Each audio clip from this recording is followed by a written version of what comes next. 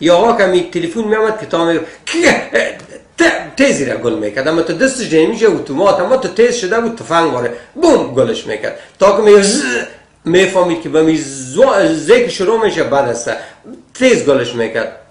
بالاخره یک نفر ماهرتر از خودش بود و ای تا که می گفت که سلام علیکم و رحمت الله، یعنی که بفرمایید، و کاکا وقت دو خود زد و ایره بیاین ببینیم.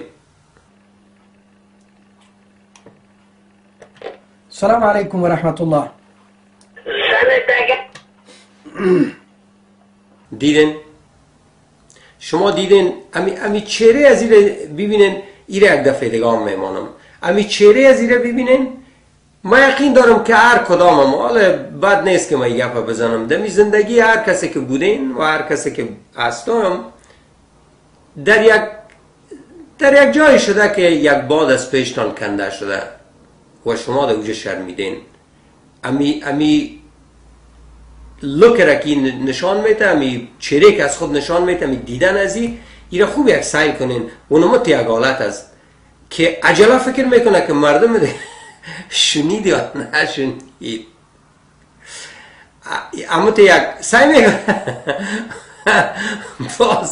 باز یک گلون صاف میکنه، نه مثل ازی که صدای باد میگفتن بعد سپت میکنه، این گلون صاف میکنه کیا نه اگر نشنیدین امیره پت کنه دمی صدا، مگر او بسیار دیر است.